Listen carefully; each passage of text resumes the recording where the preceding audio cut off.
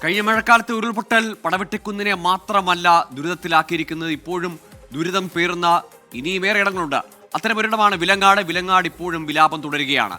ഉരുൾപൊട്ടൽ ദുരന്തബാധിതരെ സർക്കാർ തഴഞ്ഞുവെന്നാരോപിച്ച് നാളെ വിലങ്ങാട് ഹർത്താലാണ്.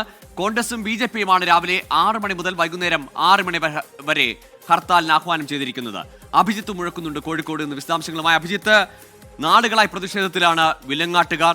ഈ ഉരുൾപൊട്ടൽ ഉണ്ടായ സമയം തന്നെ സർക്കാരിന്റെ ശ്രദ്ധ, പുനരധിവാസ പ്രവർത്തനങ്ങളിലെല്ലാം ശ്രദ്ധ ഉണ്ടക്കൈ ചുരൽമലയിൽ മാത്രമാണ് എന്ന വലിയ പരാതി, സങ്കടം വിലങ്ങാടുകാർ പങ്കുവെക്കുന്നതാണ്. ഇപ്പോഴും പ്രഖ്യാപനങ്ങൾ, പണം അനുവദിക്കുന്നു, നടപടിക്രമങ്ങളൊക്കെ പുരോഗമിക്കുമ്പോഴും വിലങ്ങാട്ട് ഇനിയും നീതി ലഭിക്കാത്ത അല്ലെങ്കിൽ സഹായം ലഭിക്കാത്ത മനുഷ്യരുണ്ടോ? എന്താണ് അവരുടെ ഇപ്പോഴത്തെ പരാതി? ഗൂഗിൾ, അത് തന്നെയാണ് വിലങ്ങാടുകാരുടെ പ്രധാന പരാതി. അവർക്ക് ഒരു വർഷമായി ഇപ്പോൾ വിലങ്ങാട് ഉരുൾപൊട്ടൽ ഉണ്ടായിട്ട്, പക്ഷേ നാളിതുവരെയായി കൃത്യമായ രീതിയിലുള്ള ആനുകൂല്യങ്ങൾ അവർക്ക് പ്രഖ്യാപിച്ച കാര്യങ്ങൾ ഉൾപ്പെടെ ലഭിക്കുന്നില്ല എന്ന് ചൂണ്ടിക്കാട്ടിയാണ് അവർ ഒരു പ്രതിഷേധത്തിലേക്ക് ഇന്ന് കടന്നത്. വില്ലേജ് ഓഫീസിന് മുൻപിൽ കുത്തിയിരുന്നുള്ള പ്രതിഷേധമായിരുന്നു. പിന്നീട് അത് നേരിയ സംഘർഷത്തിലേക്കൊക്കെ വഴിമാറി.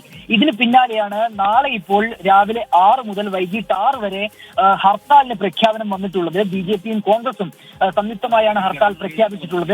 ഇതിൽ ഗോകുൽ ചൂണ്ടിക്കാട്ടേണ്ട ഏറ്റവും വലിയ പ്രശ്നം, ഇവർക്ക് ഈ പുനരധിവാസം ഉൾപ്പെടെയുള്ള കാര്യങ്ങൾ ഇവർക്ക് കൃത്യമായി ലഭിച്ചിട്ടില്ല.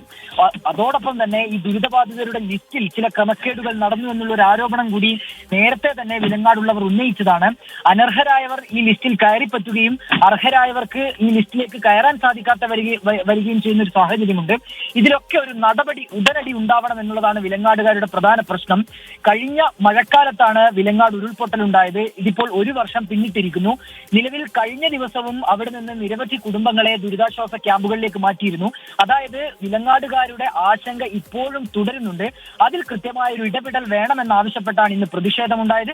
അതിന് പിന്നാലെയാണ് നാളെ ഇപ്പോൾ ഹർത്താലും പ്രഖ്യാപിച്ചിട്ടുള്ളത്. ഗൂഗിൾ, ശരി, ഉരുൾപൊട്ടി ഉരുളെടുത്ത് കൃഷിയിടമടക്കം ജീവനോപാധി അടക്കം നഷ്ടപ്പെട്ടവരാണ് വിലങ്ങാടുള്ളവർ. അവർക്ക് ഇപ്പോഴും കരകയറാനാവാത്ത സ്ഥിതിയാണ്. ദുരിതാശ്വാസ പ്രവർത്തനങ്ങളിൽ, പുനരധിവാസ പ്രവർത്തനങ്ങളിൽ വലിയ വീഴ്ചയുണ്ടെന്ന ആരോപണം പല ഘട്ടങ്ങളിൽ ഉയർന്നാണ്. ഇപ്പോഴും വലിയ പ്രതിഷേധത്തിലേക്ക് പോലും അവരെ കൊണ്ടുചെന്നെത്തിച്ചിരിക്കുകയാണ്.